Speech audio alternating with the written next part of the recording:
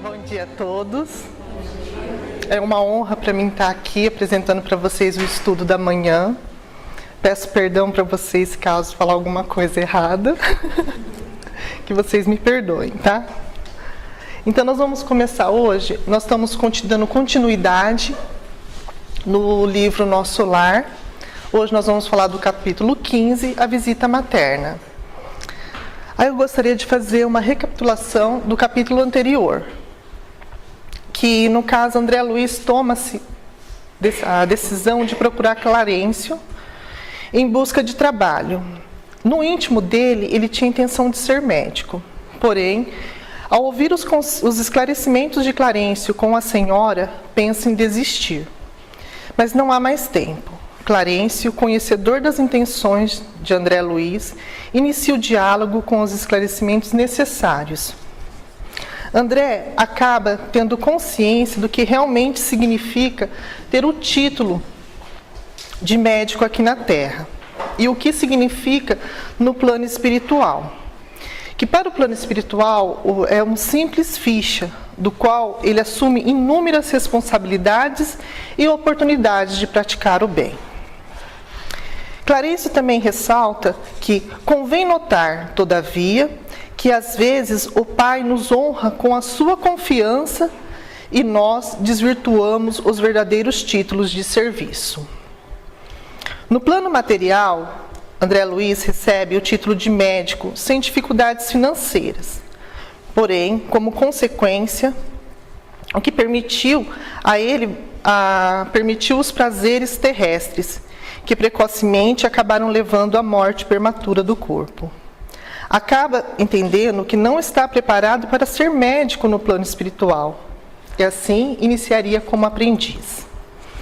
Também tomou conhecimento que semeou coisas boas, e que hoje tem algumas intercessões chegadas ao Ministério do Auxílio a seu favor, a de sua mãe, de alguns amigos que conseguiu plantar a semente da simpatia.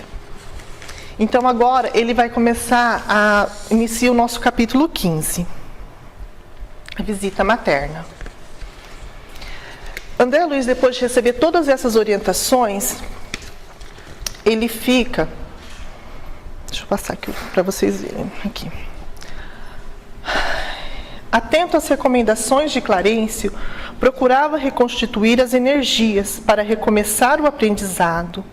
Noutro tempo, talvez, me sentisse ofendido com as observações aparentemente tão ríspidas. Mas aquela circunstância lembrava os meus erros antigos e sentia-me confortado. Nesse momento, nós podemos notar o início da transformação de André Luiz, porque ele já consegue entender as verdades. Que ele fala que se fosse antes o velho médico, ele se sentiria ofendido, porque estaria mexendo no orgulho dele, as informações recebidas. E tão ríspidas, né? Então ele reconhecia e começava a lembrar dos seus erros e se sentia confortável. Aí aqui eu vou colocar uns pontos da qual eu uso para mim, tá? Só para a gente refletir as consequências, né? Como estamos reagindo mediante os nossos erros?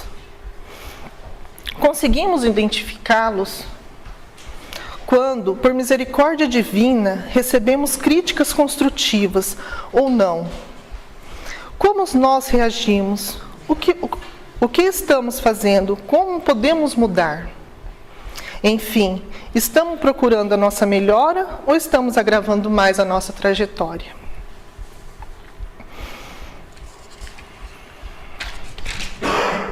Só mais um minutinho, agora eu vou passar. Aí, os fluidos carnais compelem a alma, as profundas sonolências. Em verdade, apenas agora, conhecia que a experiência humana, em hipótese alguma, poderia ser levada à conta de brincadeiras. A importância da encarnação na Terra surgia aos meus olhos, evidenciando grandezas até então ignoradas. Considerando as oportunidades perdidas, reconhecia não merecer a hospitalidade de nosso lar. Clarencio tinha dobradas razões para falar-me com aquela franqueza.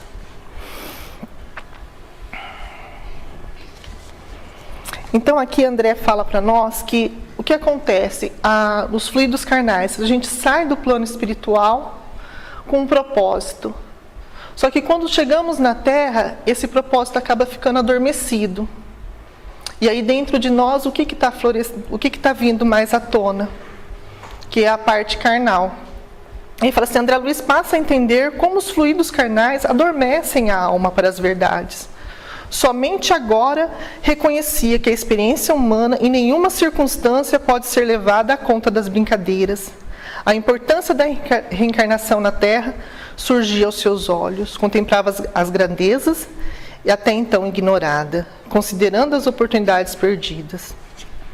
E aí eu parei para pensar um pouquinho, não sei se eu pensei certo. O que realmente estamos fazendo com o programa de serviço do Pai, no qual nos comprometemos em segui-lo? Será que estamos dentro do caminho certo? Será que estamos desvirtuando? O que nos fala mais alto? A parte material ou espiritual? O que realmente está sendo passageiro para nós? A vida material ou a espiritual? Ou estamos só nos esquivando das obrigações? Realmente podemos ter a sensação de dever cumprido, porta esta que nós vamos atravessar no infinito. No meio em que vivemos, estamos olhando para os nossos irmãos, não só os carentes, os menos afortunados, mas todos ao nosso redor. Os próximos, mais próximos, que são os nossos familiares, os nossos colegas de trabalho, os nossos vizinhos, que fazem parte do nosso dia a dia, onde as nossas provas acontecem, que é ali que está o nosso programa, né, de serviço do Pai, é na nossa família, é no nosso local de trabalho. Irmãos que são a oportunidade de melhoria. Conseguimos praticar a lei de amor, sem buscar recompensas, colocando em prática todo o ensinamento que recebemos? São questões que eu fiz para mim mesma, tá? E aí eu procurei no Evangelho alguma coisa que nos falasse do nosso conhecimento. Como posso falar? Hoje, onde nós estamos, é um lugar de conteúdo de ensino contínuo. Então, no Evangelho fala para nós, a quem muito foi dado, muito será pedido. Porque aquele servo que sob a vontade do seu Senhor e não se apercebeu e não obrou, conforme a sua vontade, dar-se-lhe-ão muitos açoites, mas aquele que não a soube e fez coisas dignas de castigo, levará poucos açoites. Porque a todo aquele a quem muito foi dado, muito será pedido, e a quem muito foi ao que muito confiaram, mais contas lhe tomarão. E é o que nós vivemos, né? Porque nós temos o ensinamento todos os dias. Então, numa pessoa que às vezes não tem o ensinamento, é digno de castigo, ele vai ser mais leve do que para nós, que estamos nessa senda.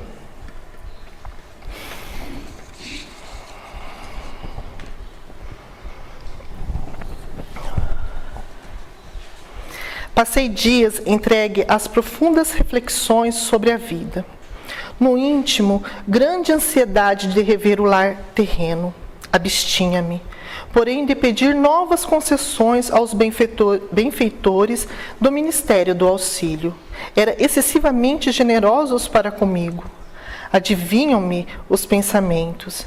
Se até ali não me haviam proporcionado satisfação espontânea a semelhante desejo, e que tal propósito não seria oportuno. Calava-me, então, resignado e algo triste. Lísias fazia o possível para alegrar-me com os seus pareceres consoladores. Eu estava, porém, nessa fase de recolhimento inexprimível, em que o homem é chamado para dentro de si, pela consciência profunda. Aí André conta que por vários dias, em profundas reflexões, no íntimo gostaria de pedir novas concessões, que ele queria rever o lar terreno, mas entendia que havia recebido muito, então se abstinha, por saber que a espiritualidade tinha conhecimento, e se ainda não fora concedido, não era tempo, calando-se com resignação e tristeza. Aí eu pensei um pouco. E aí, como que nós estamos passando pelas nossas provas? Pelas nossas provas, a gente consegue passar com resignação? Conseguimos entender que o nosso tempo é diferente do tempo da espiritualidade? Que muitas das vezes queremos algo, só que esse algo pode atrapalhar nosso programa reencarnatório, ou ainda não temos mérito para receber. Então, para nós, a gente quer as coisas de imediato. Só que Deus sabe o tempo necessário que nós podemos receber. Aí eu peguei o significado da resignação. Aceitar pacientemente o que apresenta ou acontece, submeter-se à vontade divina. Porém, nós temos que entender que não podemos cruzar os braços e ficarmos inertes. É necessário entender que não podemos blasfemar. A resignação é a aceitação, só que a gente não pode blasfemar. Só que ficar de braços cruzados também esperando, a gente também não alcança.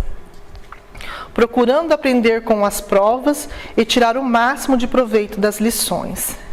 Tem uma citação do livro aqui que ele fala: convém não esquecer, contudo, que a realização nobre existe 3 requisitos fundamentais, a saber, primeiro, desejar, segundo, saber desejar, e o terceiro, merecer.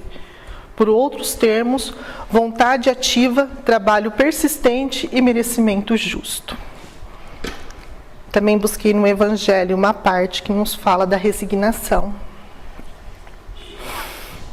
Aceita, certo? Pelas palavras, bem-aventurados os aflitos, porque eles serão consolados. Jesus indica ao mesmo tempo a compensação que a espera os que sofrem e a resignação que nos faz bendizer o sofrimento como prelúdio da cura. Essas palavras podem também ser traduzidas assim: deveis considerar-vos felizes por sofrer, porque as nossas dores nesse mundo são as dívidas de vossas faltas passadas. E essas dores, suportadas pacientemente na terra, vos poupam séculos de sofrimento na vida futura. Deveis, portanto, estar felizes por Deus ter reduzido vossa dívida, permitindo-vos quitá-las no presente, o que vos assegura a tranquilidade para o futuro.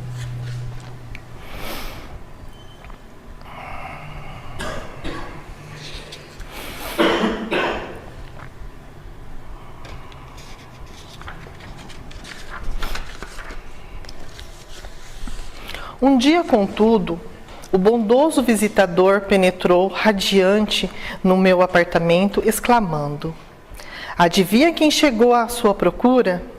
Aquela fisionomia alegre, aqueles olhos brilhantes de Lísias não me enganavam. Minha mãe, respondi confiante. Olhos arregalados de alegria, vi minha mãe entrar de braços estendidos. Filho, venha a mim, querido meu. Não posso dizer o que passou então. Senti-me criança, como no tempo em que brincava à chuva, pés descalços, na areia do jardim. Abracei-me a ela carinhosamente, chorando de júbilo, experimentando os mais sagrados transportes da aventura espiritual. Beijei-a repetidas vezes, apertei-a nos braços, misturei minhas lágrimas com as suas lágrimas, e não sei quanto tempo estivemos juntos, abraçados. Afinal, foi ela quem me despertou num elevo, recomendando: vamos, filho, não te emociones tanto. A alegria também, quando excessiva, costuma castigar o coração.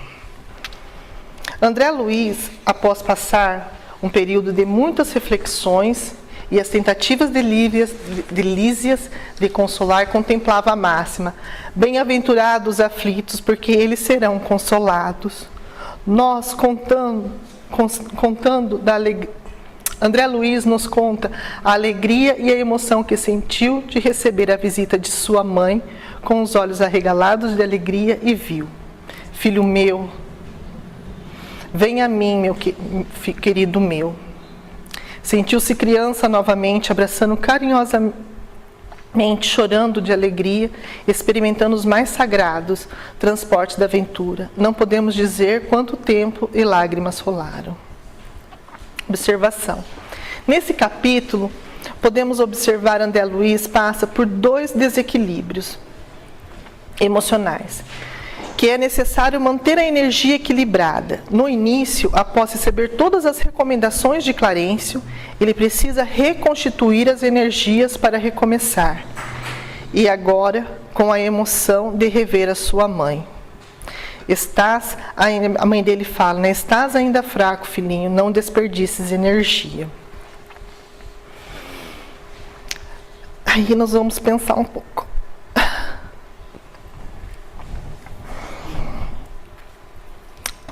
Como estamos mantendo nossos pensamentos após as adversidades da vida? Às vezes, abrimos brechas desnecessárias e nosso padrão vibratório acaba caindo. Então, aqui, André Luiz conta que, quando ele recebeu todas as informações de Clarencio, abalou ele, que ele precisou reconstituir as energias. E agora, na emoção de ver a mãe, de reencontro da mãe, ele também acabou se desequilibrando.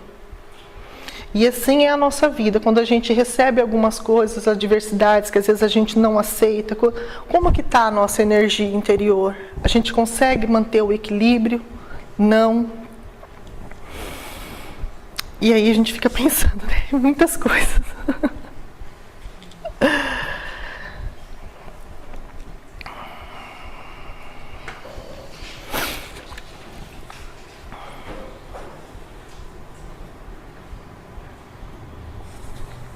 Aí sentei-me ao seu lado e ela cuidadosamente ajeitou minha fronte cansada, seus joelhos, afagando-me de leve, confortando-me à luz de santas recordações. Senti-me, então, o mais venturoso dos homens.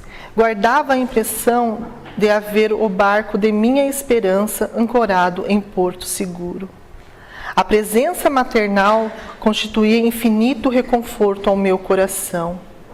Aqueles minutos davam-se a ideia de um sonho tecido em trama de felicidades indizível.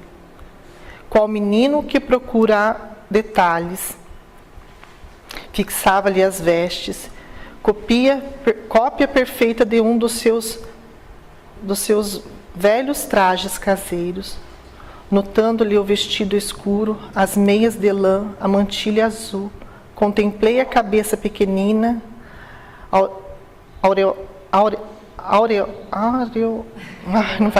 aureolada a fios de neve. As rugas do rosto, o olhar doce e calmo de todos os dias. Mãos trêmulas de contentamento, acariciava-lhe as mãos queridas, sem conseguir articular uma frase. Minha mãe, todavia, mais forte do que eu, falou com serenidade. Nunca saberemos agradecer a Deus tamanha dádiva. O Pai jamais nos esquece, meu filho. Que longo tempo de separação. Não julgues, porque me houvesse esquecido. Às vezes, as providências separam os corações temporariamente, para que aprendamos com o amor divino.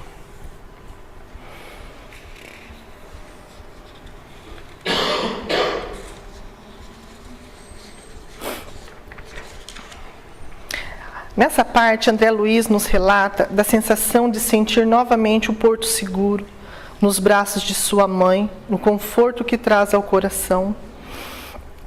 Podendo contemplar os detalhes de sua mãe. E a oportunidade que temos dos nossos entes queridos, de abraçá-los, de contemplá-los. Estamos conseguindo vivenciar na íntegra esse presente? Aí, André Luiz nos fala, mediante toda a ternura, que ele começava a revivar as chagas como era difícil de deixar para trás todo o resíduo. Acho que eu me atrapalhei agora. Acho que é aqui.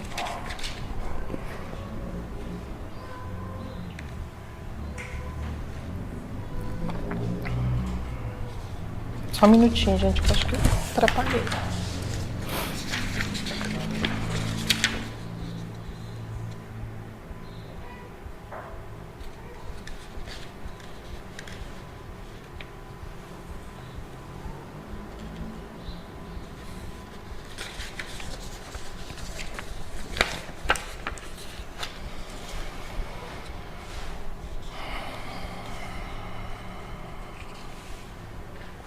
Vai continuar aqui, ó. Identificando-lhes a ternura de todos os tempos, senti que se me reavivava as chagas terrenas. Como é difícil alijar-se resíduos trazidos da terra, como pesa a imperfeição acumulada em séculos sucessivos. Quantas vezes ouviram conselhos salutares de Clarencio, observações fraternas de Lísias, para renunciar às lamentações, mas ao carinho materno, como se reabriam velhas feridas. Do pranto de alegria passei às lágrimas de angústia, relembrando exacerbadamente os trâmites terrestres. Não conseguia atinar que a visita era para a satisfação dos... Não era para a satisfação dos meus caprichos, e sim preciosa bênção de acréscimo da misericórdia divina. Copiando antigas existências, concluí erroneamente que minha mãe genitora deveria continuar como repositório das minhas queixas e males sem fim. Na terra, quase sempre as mães não passam de escravas no conceito dos filhos. Raros lhe estende a dedicação antes de perdê-las. Na mesma falsa concepção de outros tempos, descambei para o terreno das confidências dolorosas. André Luiz nos fala, mediante a ternura que sentia, reavivar as chagas terrenas. Então, quer dizer, ele já estava num certo equilíbrio, mas na hora que ele se defronta com a mãe, toda aquela, por entre aspas, que a sensação de vítima vem à tona. E era difícil de deixar para trás todo o resíduo trazido da terra. Então, por mais que ele tinha um conhecimento espiritual, que ele estava aprendendo, ele teve novamente um desequilíbrio, né? Como pesa a imperfeição acumulada de séculos sucessivos. Quantos ensinamentos salutares de Clarencio e as observações fraternas de Lísias para renunciar às lamentações. Ali ele vai do pranto de alegria, passou a lágrimas de angústia. Não conseguiria perceber que a visita não era para a satisfação de seus caprichos, e sim preciosa bênção de acréscimo da misericórdia divina. Podemos observar também que vem à tona antigos hábitos de fazer a mãe de repositório para suas queixas, trazendo as mães, são vistas como escravas, sempre prontas para auxiliar seus filhos e nem sempre dando o valor até perdê-las. Aqui eu vou pedir perdão, mas as perguntas estão no final. Aqui, ó. Já estamos conseguindo deixar de ser melindrosos? Na primeira oportunidade que nos traz uma zona de conforto, começamos a lamentar. Como está o amadurecimento do nosso afeto que damos e recebemos? Como está a nossa responsabilidade de pais e filhos? E estamos dando o valor devido?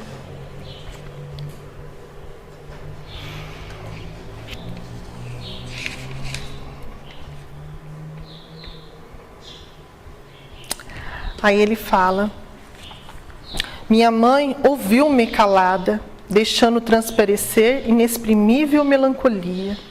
Olhos úmidos, aconchegando-me de quando em quando, mais estreitamente ao coração, falou carinhosa: ó filho, não ignora as instruções que o nosso generoso Clarencio te ministrou. Não te queixes. Agradecemos ao Pai a bênção dessa reaproximação.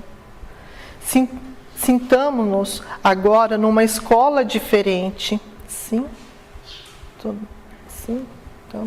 Sintamo-nos agora numa escola diferente, onde aprendemos a ser filhos do Senhor. Na posição de mãe terrestre, nem sempre consegui orientar-te como convinha. Também eu trabalho, pois, reajustando o coração, que para ela também era difícil ver tudo aquilo, e ela, como um espírito superior, sabia o que é certo, o que é errado, e ela tinha que manter a postura do que era certo.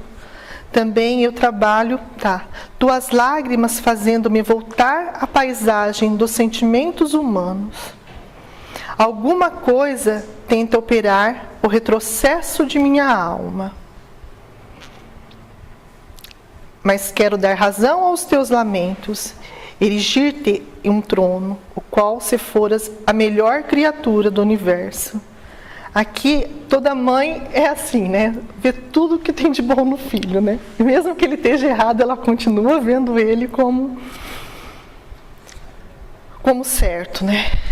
E aí é onde a gente erra um pouco com os nossos filhos.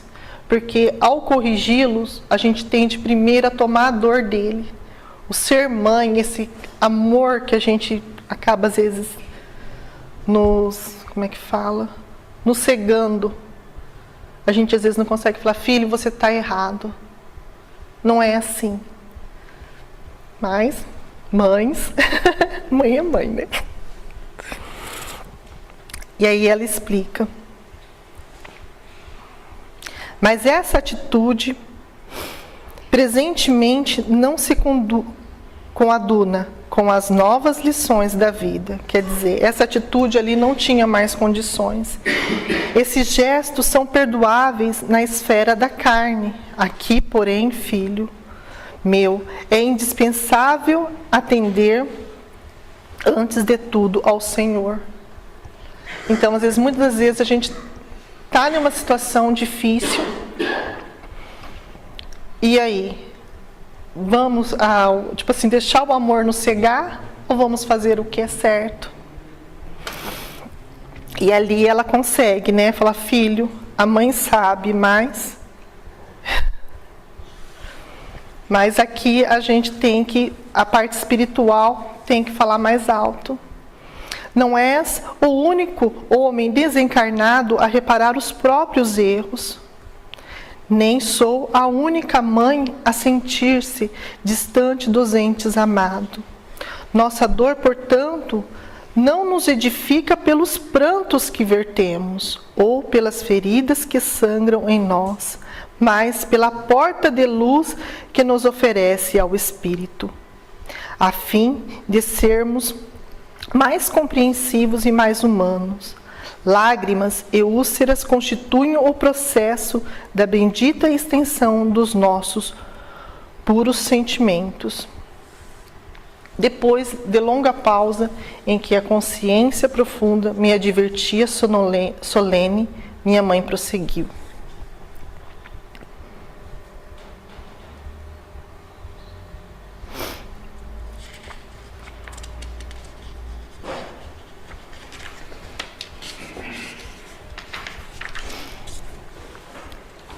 Minha mãe prosseguiu. Se é possível aproveitar esses minutos rápidos em expansões de amor, por que desviá-lo para a sombra das lamentações? Regozijemos, filho, e trabalhemos incessantemente. Modifica a atitude mental. Conforta-me tua confiança em meu carinho. Experimento sublime felicidade em tua ternura filial, mas não posso retroceder nas minhas experiências. Amemo-nos agora com o grande e sagrado amor divino.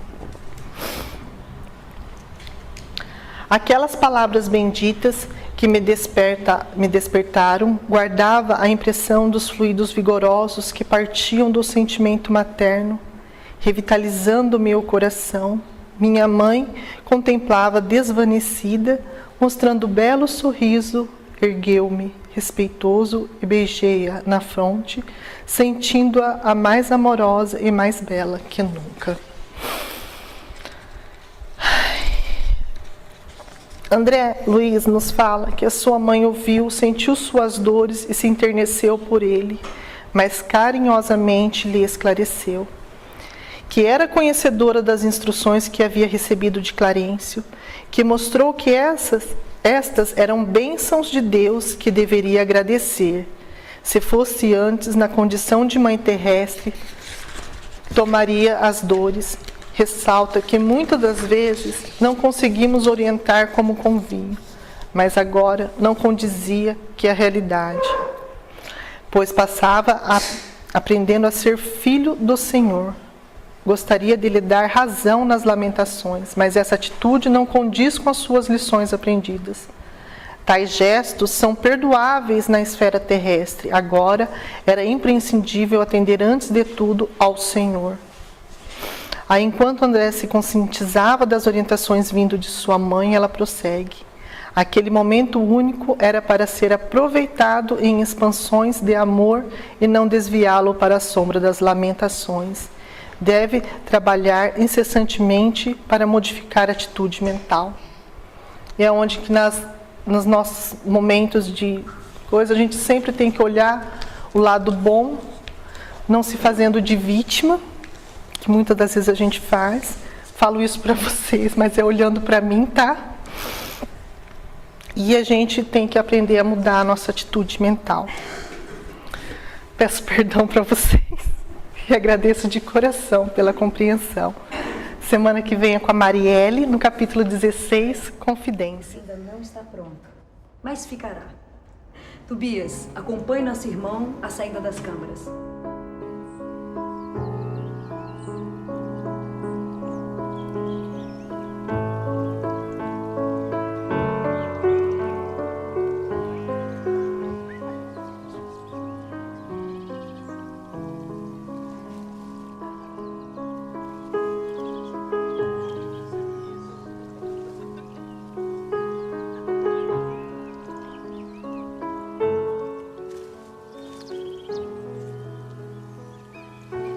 Quando ele nasceu, você dedicou-se a criar um homem de bem.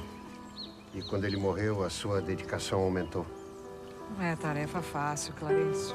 Você estava lá nos acompanhando, sabe disso. É, mas você tem feito melhor. E sei que vai continuar fazendo. Levei tempo para aceitar o destino que ele mesmo criou. É duro ver irmãos tropeçando. Bem-vindo ao nosso lar, Luísa.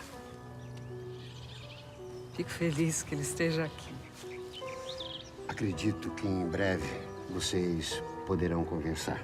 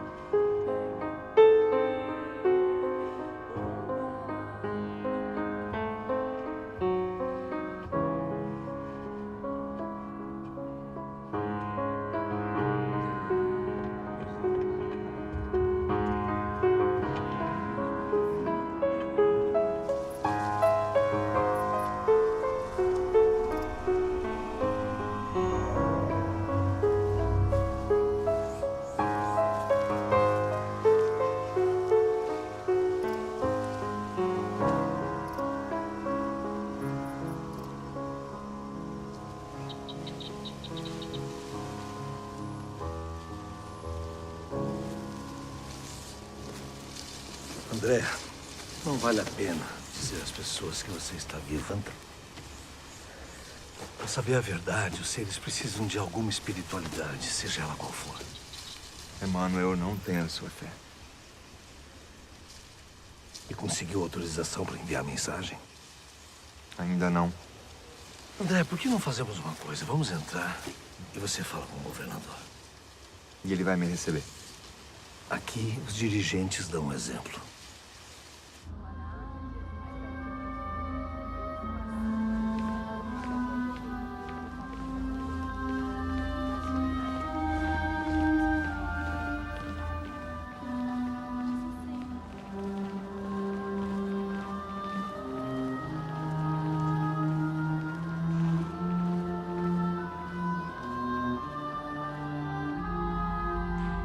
Seja bem-vindo, André Luiz.